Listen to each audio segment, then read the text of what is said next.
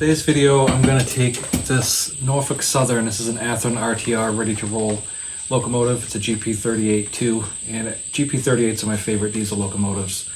So what we're going to do is, this train is running a little jerky, running a little slow, has some dead pickups in it. So we're going to take it apart and clean it. And the RTRs are different than the blue box, so stick around for a few minutes and I'll show you how to quickly go through these RTR GP38s and get it running just like new again.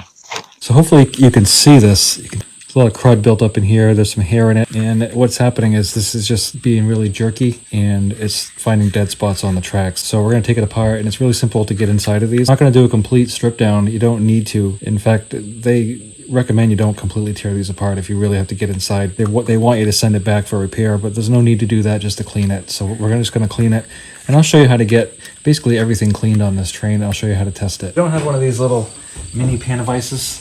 It's worth the investment. I haven't priced them in a while, so I don't know what they are, but I will put a link to this down at the bottom because I use this all the time. What I like about it is it's plastic. It's got, you know, good grippies on it, but it also is not gonna wreck your train. So we're just gonna, you know, barely get that to hold on. There's 4 screws in here on the fuel tank. Those need to come out. You can clean the wheels on this without even taking it apart. It's pretty simple, but I'm going to show you how to get inside it, because if we're going to do this, we want to get inside and check the gears. We're not going to take the trucks apart this time. If you want to do a complete and thorough cleaning, then you would take the trucks apart and pop them open, disassemble the gears and clean the gears and put it all back together again. But that's so infrequent, that's not going to really be pertinent to most people for a long time. The biggest problem I have when I'm working on these little trains is something falls on the floor and then it takes me an hour and a half to go find what I was looking for. I'll be really, really careful when you pop this off. You can see there's tape here and tape there, and there's just these little tiny, and I still call them grain and wheat bulbs. That's what Lifelike used to call them back in the 80s. They're not grain and wheat bulbs, but you know what I mean. They're really tiny. So these are LEDs, and what you want to do is just be careful of these wires, because if you pull them out, those little LEDs are actually in the light sockets. So you'd have to get one of these, like I did, to very carefully put it back in. And it's only held on with some Scotch tape, so just be super careful when you disassemble these. Now, if this is something that, you know, you're feeling overwhelmed and you don't want to do it, you can just pack it up and send it to Athearn. They will do this for you. Now, looking at this, you've got the 2 flywheel motors here, your drive shafts, and then you've got your truck. So this is 8-wheel drive locomotive. And here's your circuit board, which the old blue box ones didn't have a circuit board. There was really not much to it. You had a light bulb on one end. You may or may not have had glass windows. It just depended on the person who put it together, if they put them in or not, or if you're just missing. So these are a lot more complex and involved than the older ones. Like I said, you just want to be really careful with these. So there's your, like I said, there's your drive shafts, and you don't want to pop your drive shafts off. If you wanted to do the trucks, you would pop the drive shafts off, then you would separate the trucks out from underneath, pop the bottom off, and then drop the wheels out and then access the gears. But there's no need to do that on a regular occurring basis. So these are your brass flywheels here, and here's your motor. And the commutator is basically the metal part that the wires run around inside of. So you can see the wires are there.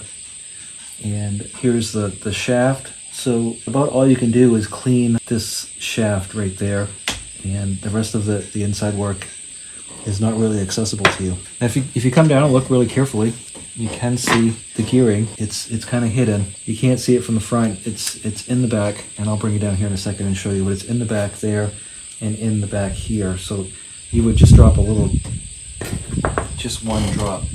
I like the Labelle's 107. It has Teflon in it, and it's synthetic oil. And the reason I like this is because it is plastic compatible for one thing, but it also does not attract dirt and dust. So if you use regular like sewing machine oil or light machine oil, if it's not with the PTFE, which is Teflon, then it's just regular oil that does tend to attract dirt. So this has a little wire nozzle on it, and you're just gonna put with one drop. You don't want to over lubricate these. So what happens with one drop is that'll get in there, and that will just work itself through all the gears. So one little drop is all you need. too much in there, and it actually is harmful. And I like this right here, this plastic compatible, because if you use the light machine oil that's not, it can degrade the gears. The gears are plastic, and if those get degraded, you'll have to either replace the gears or get a different locomotive.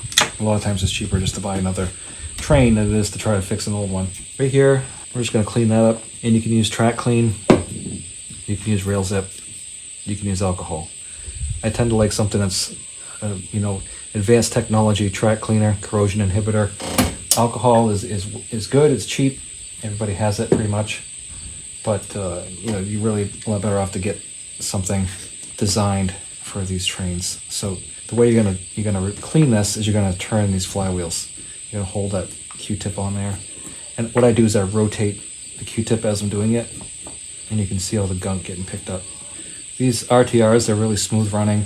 I don't know exactly when they moved to China. I'm guessing the late 90s or somewhere in the mid 90s. And when they did that, they retooled everything. So a lot of the stuff that went to China, it's a lot more precise than it used to be, the level of detailings. So basically what they did is they just bought new tooling. The American companies bought new tooling and moved it to China instead of putting the new tooling in California, which is unfortunate. I would much rather buy something made in the United States. You can see I'm still getting crap off there. So I want to keep going until it comes out clean. A little of the rail zip goes a long way too. You don't want to souse it, marinate. And then we'll use the dry end to wipe it off.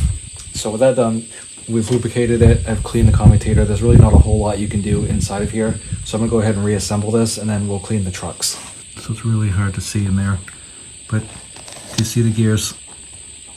There's the front one, and the back one is pretty much in the same place. But what we're cleaning is the commutator, which is right here. When you put this together, make sure there's no wires hanging out anywhere. You don't want those to get pinched. These 4 tabs, 2 on each side, go into the corresponding 4 grooves underneath, and then you just gently snap it back together. Now we're gonna put the 4 screws back in. Also, if your horn fell off, make sure you put that back on. So what we've got here is a Trix. This is an HO rail cleaner, and if you don't have one of these, it's a really good thing to buy, and I will put a link to one of these down at the bottom of this video. But you can get the HO and the N. The one I've got says Z, but it does N scale. So this one here is our Trix HO locomotive wheel cleaning brush. These are made by Marklin in Germany, and these are highly desirable. So what you do is you take this and put it on a straight section, wind up your power pack, put your train on there, and it's like running your wheels through a car wash. Don't put a finger across both of these rails. You will get a shock. And you can look up underneath, take a look at your wheels, and just like brand new. And I'll show you that here in a second after we do this one.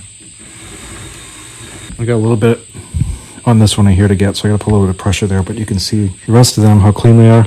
I mean, there's some wear from train use, but they're squeaky clean. The last thing we'll do is we'll take some alcohol or some of the rail zip, and we'll clean off all this truck area here because we want to get the hair or whatever else of residue is there from what left over. These brushes, these paint brushes and little wire brushes, acid brushes, the burnishers, all these tools are tools that you need for maintaining your locomotives, and I will show you how to use all that stuff in a different video.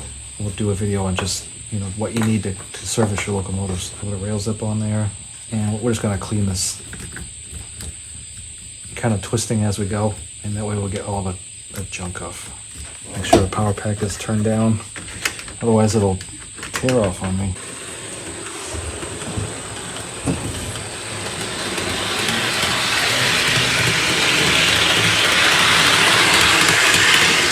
Thank you for watching this really short video on how to service and maintain your Athearn RTR ready to roll diesel locomotive. Talk to you again soon.